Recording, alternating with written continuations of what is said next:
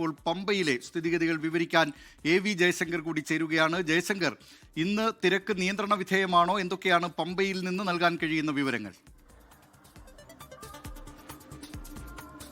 ദിലീപ് കുമാർ, ഇപ്പോൾ നമ്മളുള്ളത് നിലയ്ക്കലിലാണ്. നിലയ്ക്കലിൽ ബേസ് ക്യാമ്പ് ആക്കിക്കൊണ്ടാണ് നിലവിൽ പോലീസിന്റെ പ്രവർത്തനങ്ങൾ നടക്കുന്നത്.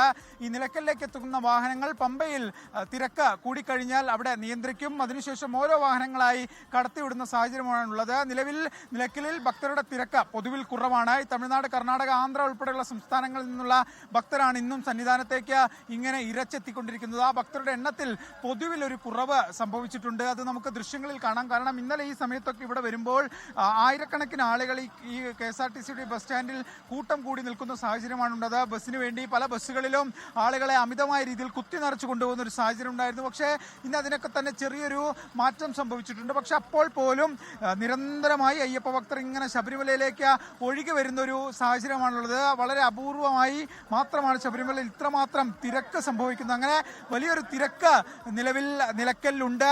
പക്ഷേ നിലവിലെ തിരക്കിന് ചെറിയൊരു അയവും സംഭവിച്ചിട്ടുണ്ട് ഇന്നലത്തെ അപേക്ഷിച്ച്. എന്തായാലും പമ്പയിലും സ്ഥിതി സമാനമാണ്. പോലീസ് കൃത്യമായി കാര്യങ്ങൾ നിയന്ത്രിക്കുന്നു. പമ്പയിൽ ഭക്തരെ കൃത്യമായി തടഞ്ഞുകൊണ്ടാണ് പോലീസ് മുകളിലേക്ക് കയറ്റിവിടുന്നത്.